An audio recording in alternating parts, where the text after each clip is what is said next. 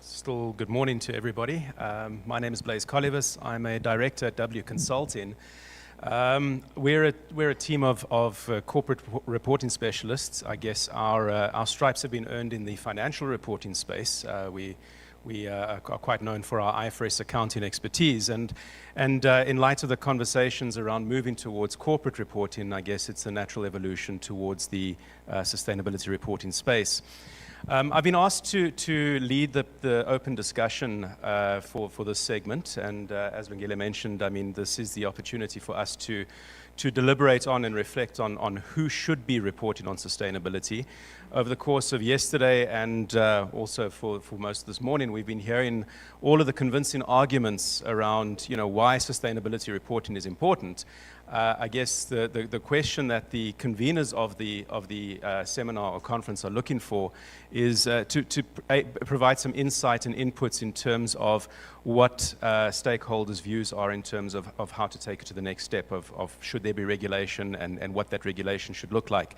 And if you just cast your eye over the rest of the program, one of the closing segments coming up is around talking about the working groups, talking about the formulation of the white papers and that sort of thing. So I think the discussion that we're going to have now over this segment is going to be quite useful and insightful in terms of adding to the perspectives that those working groups can consider in taking this conversation forward.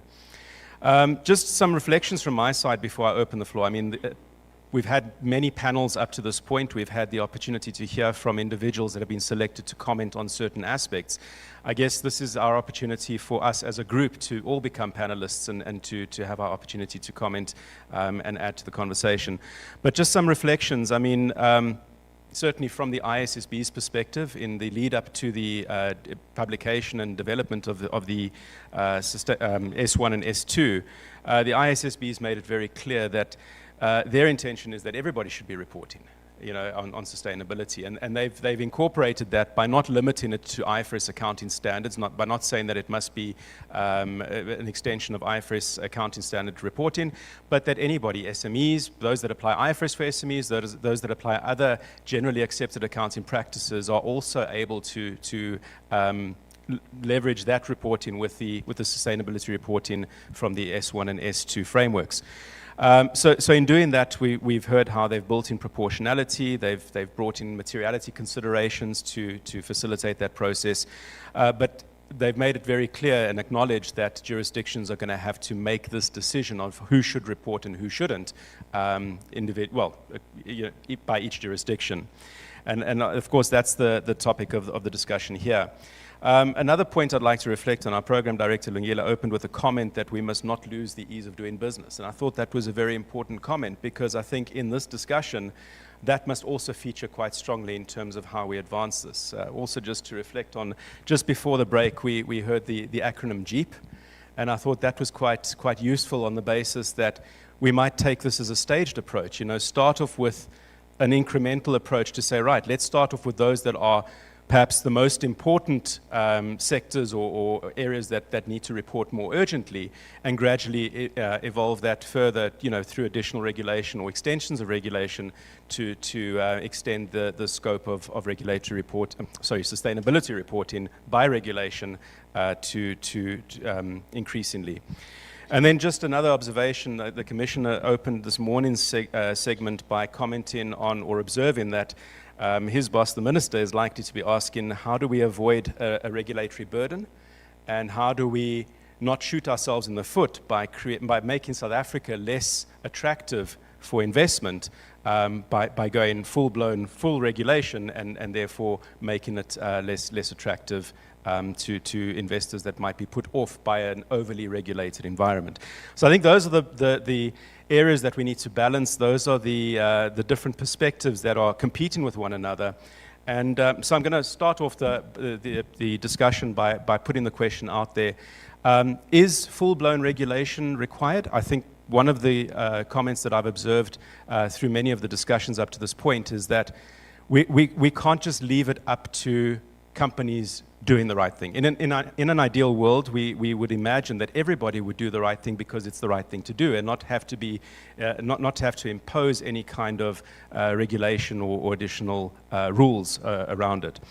But realistically, we know that that's not going to happen, at least not in the most effective and efficient way. So I think the question then is, if we start off from a point of departure that some form of regulation is likely going to be required, let's have the first question put to the room. I expect that we will probably need to make use of microphones when the discussions or comments come about. So would anybody like to open the discussion? Perhaps add something to the conversation that either one of the panelists that have gone on before the presentations sparked a thought, or that you'd like to add to? Yes, please, there we go.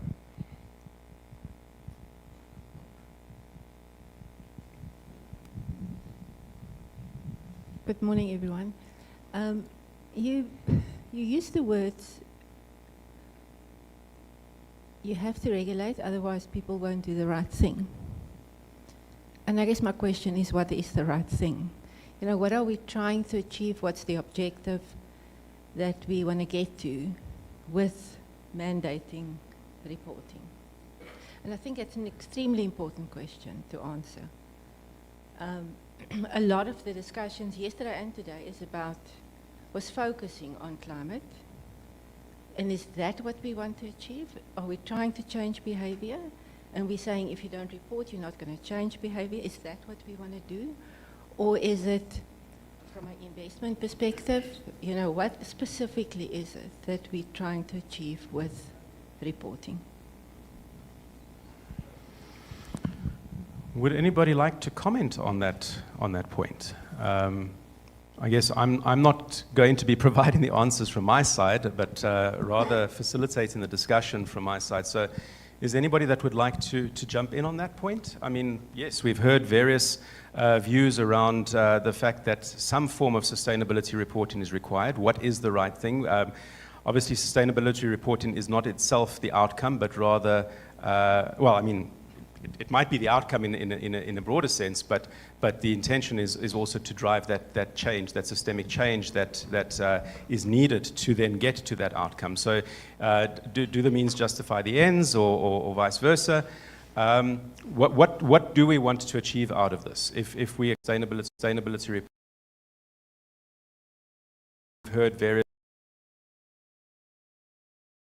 we've heard about the objectives of the ISSB and their role and how they're looking at the investor focus. Understanding that broader stakeholders likely would be demanding information out of entities anyway. So I guess we acknowledge the fact that there would be specific reporting that is going to happen, or specific reporting needs that is going to happen. Is there a need for more general purpose sustainability reporting out there? And then the question is, do we need regulation to drive that? Some of the discussions earlier today, I mean, from the panelists from the firms, indicated, I think across all, I think it was all pretty much unanimous, that most of the firms are of the view that making it mandatory is needed. Perhaps what isn't quite clear at this stage is whether that's a phased approach or whether that's an incremental approach. We heard from Ghana this morning, where I guess my takeaway from that was that Ghana's made it mandatory, but yet it's still voluntary at the moment. And I think it's going to get to mandatory at some point, but it's not quite there yet. So yes, thank you.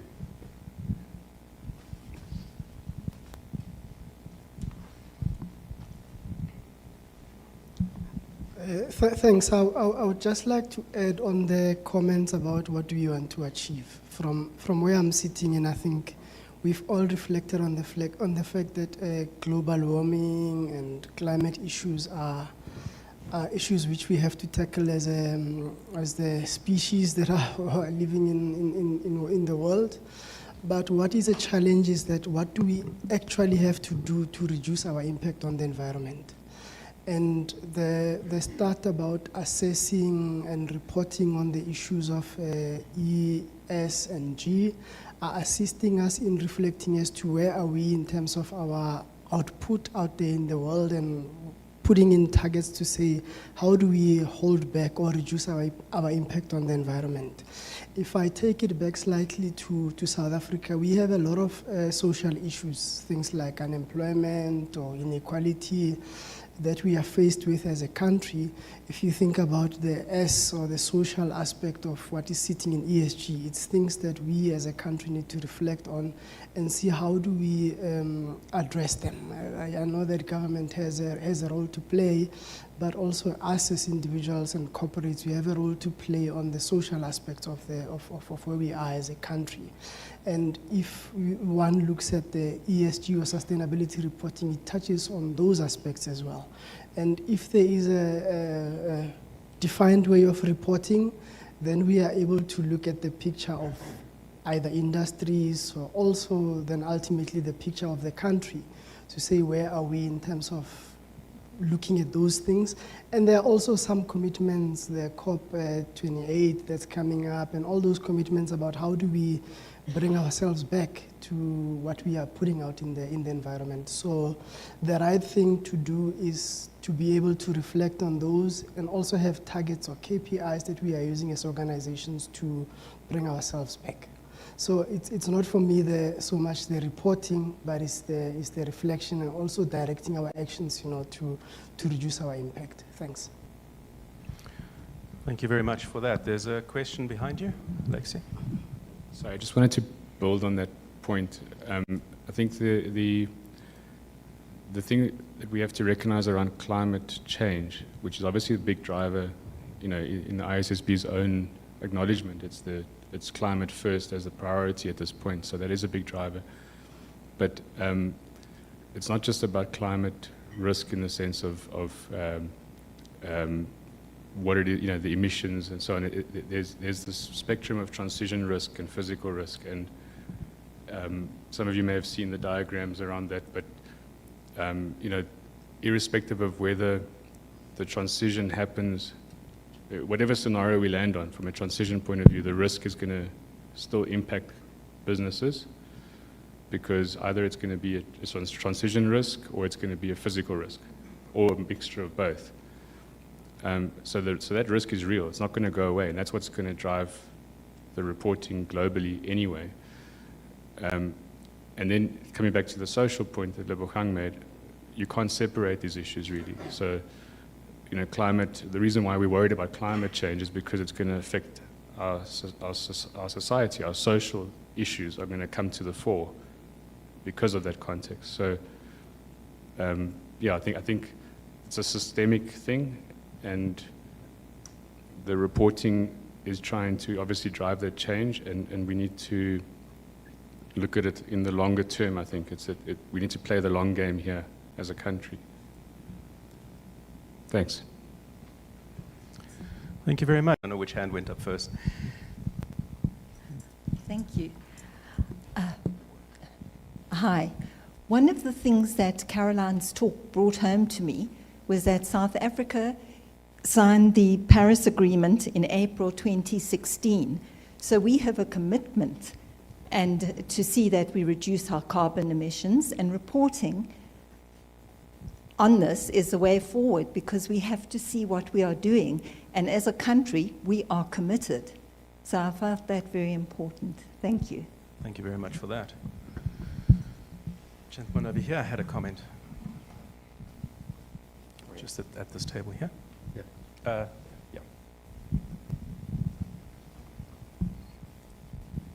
Thank you. Good morning, everyone. I'll just reflect on a few of the comments that I've heard during the session yesterday. And I think we spoke about the cost of regulation. We spoke about the ease of doing business, and I think that must be central in our considerations. For me, what's important is that we need to ensure that South Africa remains on the map. So I think this is one thing that we can't take big decisions quickly. We need to make sure we take incremental steps in this. And I suspect answering the question about who this should apply to, we must first determine what needs to be applied by which types of issuers. I think what is fit for purpose for a company with a 10 trillion rand market cap versus a public or private company who's got a 10 million rand turnover and hardly makes a profit, I think we need to make sure we have fit for purpose regulation and focus on that. what's very important for me is I think everybody recognizes the qualitative benefits, and in many cases the quantitative benefits of doing this reporting. But we need proper capacity building, understanding, socializing this with all companies of all sizes so that they understand the benefits of doing this. Because I think that's when you get buy-in. At the moment, people see this as one large or two large standards. It looks overwhelming. I'm no ESG expert, but when I look at this, I get very afraid. So I think understanding this, socializing it with parties in the broader economy is going to help us to get buy-in. But if we have a standard setter that determines this is fit for purpose for this types of companies in this type of industry, I think only then can we decide, do we start coming in with regulatory tools to make it mandatory for companies. So I think focusing on fit for purpose, what works, and what is it that we want to focus on. Thank you. Thank you for that.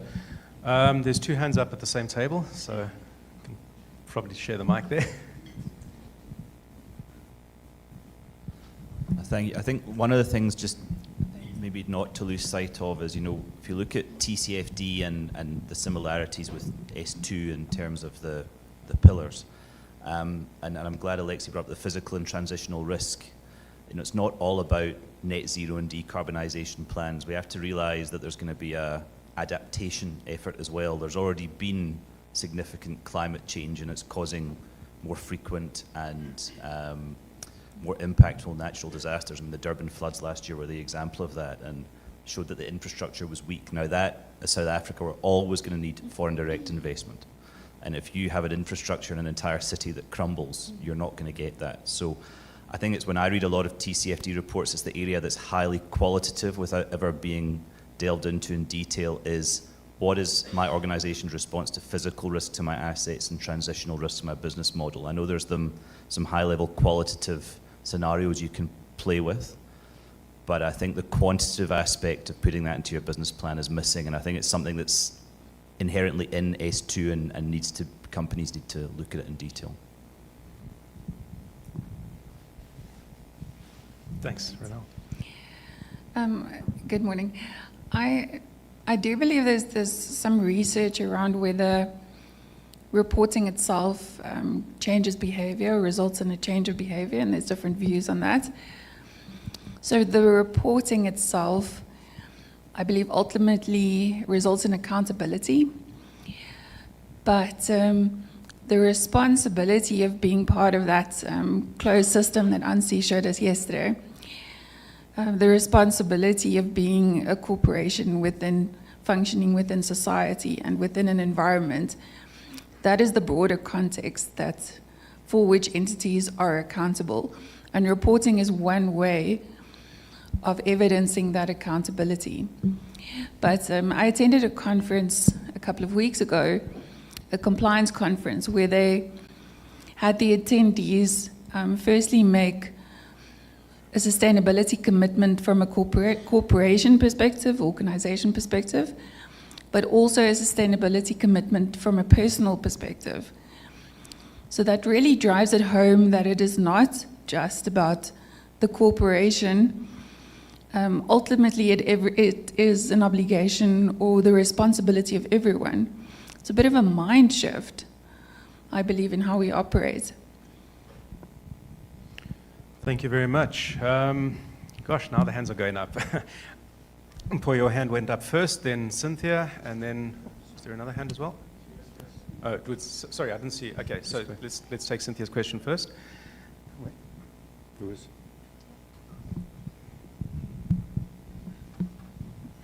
Thank you. Morning, everyone.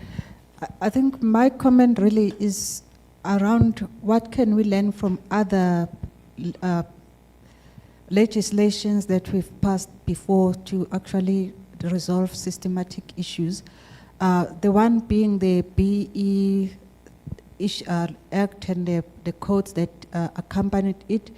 I think there's something that we can actually learn from how that was implemented, and actually also what's the output that actually was derived from mandating PE and getting companies to actually comply, and also how the process of deciding how the companies were actually categorized to those that were exempted. So I just think instead of starting from afresh and say, how do we solve the problem? Can we learn from what we've done before to try and solve systematic changes? I mean, systematic problems. I think for me, the key thing is taking the necessary steps. It's actually key, because without starting to gather the information, reporting, we're not going to be able to even see what future holds in terms of behavior. I think for me, the key thing is what are the next steps that we can take to just move forward on this issue. Because I think setting out the ultimate objective of implementing or adopting the standards, I think it's too early, because there's a learning process that we need to go through, and we can only learn from that by taking the necessary steps, reporting, and then building from and learning from what we've done before. I think for me, the BE codes and everything can actually be something that we can try and learn from. Thanks. Thanks for that insight, Cynthia. The next one was, there we go. Thank you. I just wanted to, on the question around what are we trying to achieve, right? And I just thought one important element from this is the ability to empower those consumers of the products produced, as well as the investors that make decisions, especially in the financial markets.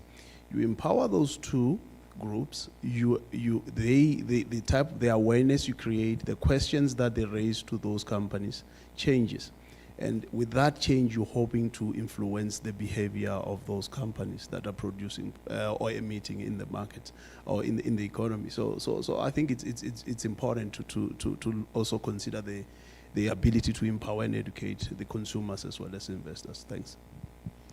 Absolutely, and maybe I can also just jump in with my perspective on that as well, is that was what I meant when I was referring to more natural adoption, is that there will always be where stakeholders need information, they will always request the information. Whether they now have the ability to demand it or take action if they don't get the information, I think that's now where the role of regulation potentially comes in, to empower stakeholders that need information but yet don't have the ability to request it.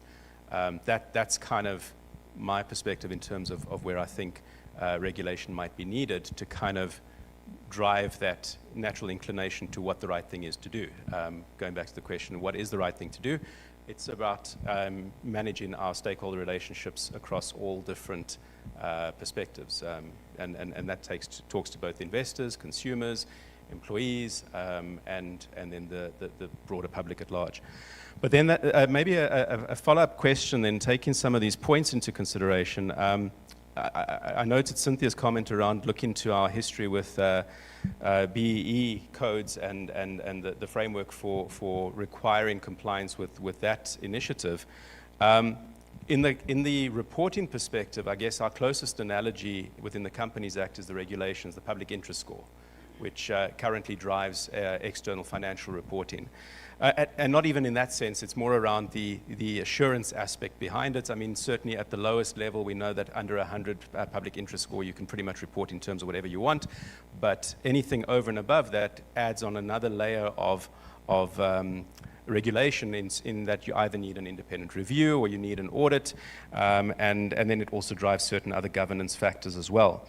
The question, if we were to take that similar approach in terms of identifying then who would be required to report on sustainability, would that be an appropriate framework to follow? And would it simply be the public interest score, or do we need to adjust that? I think in one of Tanya's presentations at some point, Tanya, I think you mentioned the Genesis report highlighted that perhaps the public interest score is too low, if I recall correctly. I think that was the point I took from that. And then the question is, does that need tweaking? Is the public interest score in its current format, which focuses on revenues, it focuses on number of employees, it focuses on number of shareholders, and I think I'm missing something else. What am I missing? Liabilities, that's the other one. I always forget one of them. Is that all we need to focus on, or are there other qualitative aspects that need to be considered if we take a quantifiable type of scoring approach to determining who should be reporting on sustainability? So I'd like to open that question up for discussion to see if anybody's got any thoughts in terms of that. Maybe just before I open the floor, there was one comment I noted over here. I think other jurisdictions look to other factors such as assets. I mean, liabilities is one aspect, but what about assets? And then, of course, from a qualitative perspective, one might also look to sectors, which is, I think, where the BEE codes are kind of aligned to in terms of certain industries, certain areas of focus. So, yeah, thank you. We've got a question, a comment.